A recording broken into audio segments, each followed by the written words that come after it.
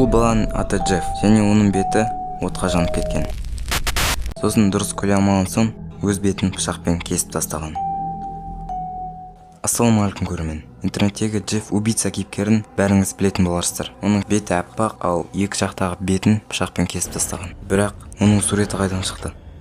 Суретті кім түсірді? Бала кезінде не болды? Ол шын өмірде бар ма? Бүгінгі видеода айтамын. Видеоны до конца қараңдар.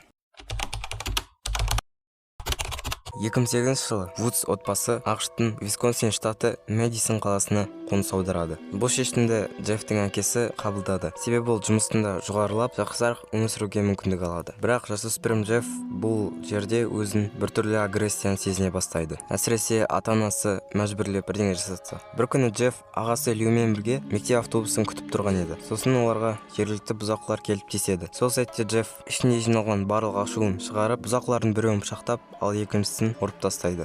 Полиция келіп тергеу басталады. Бірақ Лью барлық кінәні өз мойнына алып, балалар колониясында 1 жыл отырады. Сосын Джефф өзін кінәлі сезініп, бірнеше күн бойы жастыққа жылап, ешкіммен сөйлеспей жүреді. Бір күні көршінің баласын туған күніне барған кезде, әлгі бұзақылар қайтып оған тиісе бастайды, кек алу үшін. Сосын қанды төбелес кезінде Джефф олардың бірін Рэндиді өлтіреді.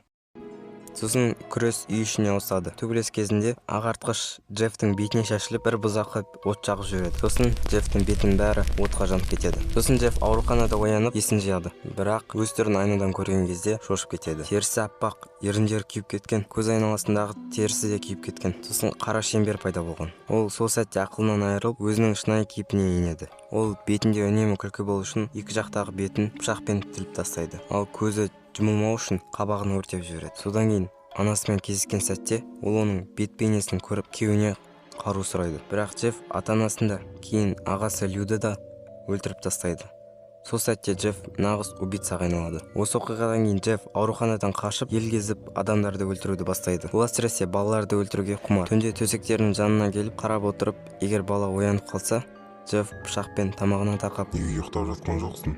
Жап көзіңді, ұйықта" дейді. Бала тыңдамаса, оны қатыгездікпен өлтіреді.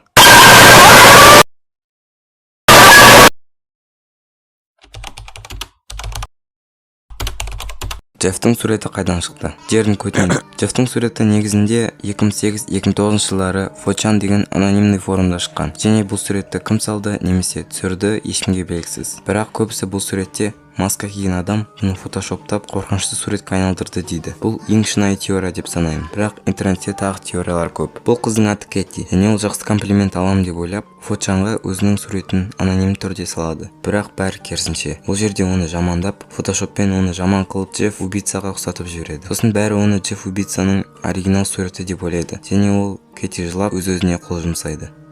Әрине, сосын зерттеуден соң ешқандай Кэти деген қыз болмапты. Және жаңағы айтқан мен бәрі фейк. Бірақ бұл теориялардың бірі. Жаңағы Кэти өтірік болса да, мынау шын секілді. Японияның телевизиялық арналарының бірінде осындай видео шықты. Басында телевизор істемей жаман дауыстар шығып тұрады.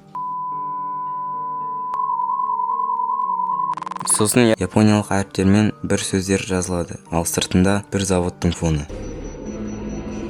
Және сөздер біткен соң бұл ертеңгі құрбандардың тізімі деп жазылады. Және қорқынышты суреттерді көрсетеді.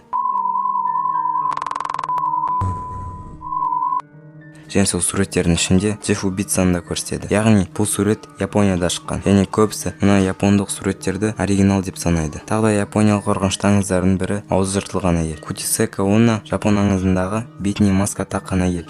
Аузы құлағына дейін жыртылған. Ол көшеде адамдарға жақындап, мен сұлумын ба деп сұрайды. Ал жауабына байланысты жоқ десең өлтіреді, я десең аузыңды өзіндікіндей етіп кесіп тастайды. Соған байланысты бәрі Джеффтің суреті Японияда жасалған деп ойлайды.